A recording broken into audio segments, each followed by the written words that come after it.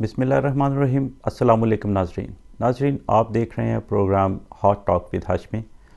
नाजरीन, आज हम डिस्कस करेंगे कल की कुछ अहम तरीन डेवलपमेंट के हवाले से,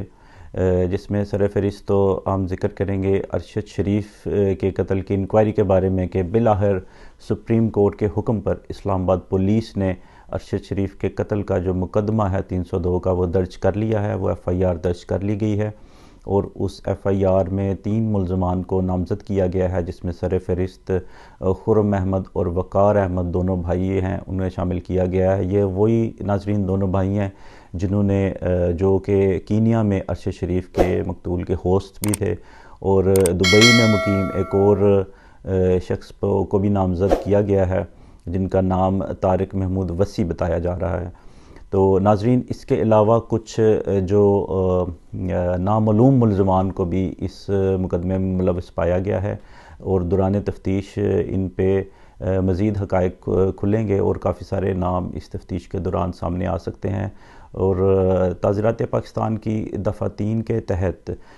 कोई भी पाकिस्तानी जो बैरून मुल्क में मुकीम है या बैरून मुल्क किसी विज़िट पे हो और उसके साथ कोई हादसा हो जाए या वो जान की बाजी हार जाए या कत्ल हो जाए तो उसकी तफ्तीश पाकिस्तान में हो सकती है। तो इसी कानून के तहत इस पर्चे का इंदराज भी हुआ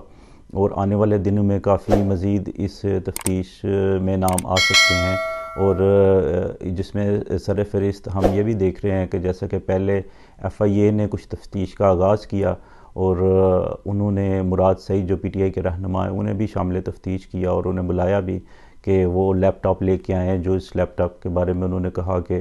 वो अरशद शरीफ की कुछ इंतहाई अहम दस्तावेज़ात और लैपटॉप उनके पास मौजूद है। याद रहे नाजरीन के ये मुराद सईद वही लीडर हैं PTI के जिनके मुताबिक ये वो आखिरी शख्स थे कि जिन्होंने सहाफ़ी अरशद शरीफ को लास्ट टाइम पेशावर एयरपोर्ट पे दुबई जाने से पहले उन्हें ड्रॉप किया और उनके कुछ इंतहाई अहम दस्तावेज़ात और लैपटॉप और या कोई एक आधा मोबाइल फ़ोन भी उनके पास मौजूद है जिसमें काफ़ी सारी खुफिया दस्तावेज़ात मौजूद हैं जिससे कत्ल का क्लू भी मिल सकता है। तो इनको भी तफ्तीश के दायरा कार में लाया जा सकता है और इसके अलावा भी मज़ीद आने वाले दिनों में हम देखेंगे कि कौन कौन से नाम मज़ीद सामने आते हैं। तो इसके साथ साथ मज़ीद हम डिस्कस करेंगे जो कल मुलाकात हुई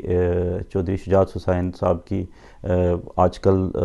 मेरा ख्याल है रोज़ाना की बुनियादों पर उनकी मुलाकात हो रही है आसिफ अली ज़रदारी साहब के साथ। तो एक निजी TV में इंटरव्यू के दौरान उनसे जब ये एक सवाल पूछा गया कि आपकी मुलाकात किस सिलसिले में हुई थी, तो उसके जवाब में चौधरी शुजात साहब ने कहा कि मुलाकातें तो जो सियासी लीडरान हैं उनकी आपस में होती रहती हैं और सियासी ऑब्वियसली वो सियासी गपशप भी होती है, सियासी गुफ्तगू भी होती है और ज़रदारी साहब के साथ चूँकि हमारा बड़ा करीबी ताल्लुक़ है और वो रहते भी हमारे 1-2 गलियां छोड़ के साथ वाले गलियों में हमारे करीब ही रहते हैं और उनसे मुलाकात कोई ऐसी अहम बात नहीं है, ये अक्सर हमारी रूटीन का हिस्सा है। लेकिन नाजरीन, ये आप भी जानते हैं और सारे सियासी लोग जानते हैं कि ये मुलाकात कोई आम मुलाकात नहीं थी और इस मुलाकात के नतीजे में हम आने वाले दिनों में पंजाब में एक बड़ी तब्दीली भी देख सकते हैं। और इसके अलावा जो हिसाब से जब पूछा गया कि वो इमरान खान का साथ देने के हवाले से और लॉन्ग मार्च के हवाले से, तो उनका कहना था कि मार्च भी आ रहा है और मार्च भी शुरू है और मार्च आने वाला भी है, मार्च होते रहते हैं और मैंने इमरान खान से बोला था कि अगर आपके इस मार्च में जो मेन जो आपकी कॉज़ है वो अगर इलेक्शन की बजाय महंगाई पे हो या उसमें गरीबों के लिए कोई रिलीफ़ हो और कोई गरीबों की रिलीफ़ की बात की जाए, कोई अवामी चीज़ों को सस्ता करने की बात की जाए, तो मैं इस मार्च में सबसे पहले आपके साथ खड़ा होऊंगा। लेकिन अगर इस मार्च का मकसद सिर्फ इलेक्शन की डेट लेना है तो इस मार्च का, ये मार्च लॉन्ग हो या शॉर्ट हो, इस मार्च का कोई फ़ायदा नहीं है। और उसके साथ साथ उन्होंने कहा कि मेरा पाकिस्तान में इस वक्त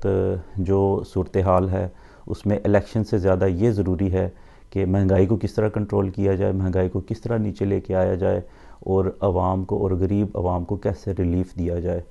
और उसके अलावा जब उनसे सवाल किया गया कि परवेज़ इलाही साहब का आपके साथ क्या इख्तिलाफ़ है, اور وہ جو باجوہ صاحب کے متعلق جو بیان ایک پرویز الہی صاحب نے دیا تھا اس کی کیا حقیقت ہے، اور کیا آپ کی بھی کوئی جنرل باجوہ صاحب سے کوئی ملاقات یا کوئی بات ہوئی تھی، یا باجوہ صاحب نے جیسا کہ پرویز الہی کو ایک مشورہ دیا کہ آپ عمران خان کے ساتھ کھڑے ہو جائیں، تو کیا ایسا ہی کوئی مشورہ انہوں نے آپ کو بھی دیا؟ تو اس چیز کے جواب میں چودھری شجاعت حسین صاحب کا کہنا تھا کہ میری باجوہ صاحب سے کوئی اس حوالے سے کوئی بات نہیں ہوئی، اور نہ ہی انہوں نے مجھے یا چودھری صالح حسین کو، میرے بیٹے کو، کوئی مشورہ دیا کہ آپ کس پارٹی کے ساتھ کھڑے ہوں یا آپ کس کو سپورٹ کریں۔ اور جو پی ڈی ایم کو سپورٹ کرنے کی جہاں تک بات ہے، یا میاں شہباز شریف کو، جو وزیر اعظم شہباز شریف کو جو ووٹ دینے کی بات ہے، وہ ہماری کمٹمنٹ تھی آصف علی زرداری صاحب کے ساتھ،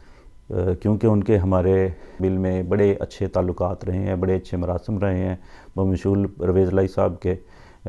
ہمارے خاندان کے بڑے اچھے مراسم رہے ہیں ان کے ساتھ، تو ہم نے ان کے کہنے پر وزیر اعظم شہباز شریف کو ہم نے سپورٹ کیا، اور اس میں جنرل باجوہ صاحب کا کوئی عمل دخل نہیں تھا اس سپورٹ کے اندر۔ اور دوسرے نمبر پہ انہوں نے کہا کہ ہماری اور پرویز الہی صاحب کی راہیں بالکل بھی جدا نہیں ہیں، ہم کبھی بھی جدا نہیں تھے، نہ ہو سکتے ہیں، ہم ابھی بھی ہم سیم پیج پہ ہم ملتے ہیں، ہم اکٹھے ہیں، اور یہ جو ان سی افواہیں ہیں بالکل بے بنیاد ہیں، اور آنے والے دنوں میں یہ ان کا بھی کلا کامہ ہو جائے گا۔ تو ناظرین، یہاں دیکھنے اور سوچنے کی یہ بات ہے کہ یہ جو چودھری شجاعت حسین صاحب کی گفتگو تھی، اس میں ایک کافی سوالیہ نشان بھی کھڑا ہو گیا کہ آنے والے دنوں میں پنجاب میں کیا صورتحال ہو سکتی ہے، اور دوسرے لفظوں میں جو شجاعت حسین صاحب نے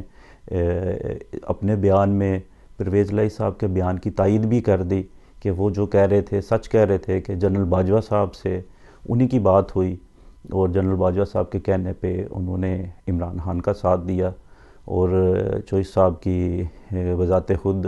جنرل صاحب سے کوئی ایسی ویسی بات نہیں ہوئی۔ تو آنے والے دنوں میں ہمیں دیکھنا یہ ہے کہ ان کے بیان سے پنجاب کی حکومت میں یا پنجاب کی تبدیلی میں کیا فرق پڑتا ہے، یا چودھری شجاعت حسین اور آصف علی زرداری کی ملاقاتوں سے آنے والے دنوں میں کیا بڑی سیاسی تبدیلی آ سکتی ہے۔ تو ناظرین، اس کے ساتھ ساتھ ہی ہم آپ سے اجازت لیں گے، اور مزید معلومات کے لیے، خبروں کی اپڈیٹس کے لیے اور اس سلسلے کو جاری رکھنے کے لیے آپ ہمارے چینل کو لائک کریں، سبسکرائب کریں، اور دیکھتے رہیں۔ Stay tune. Thank you so much. اللہ حافظ۔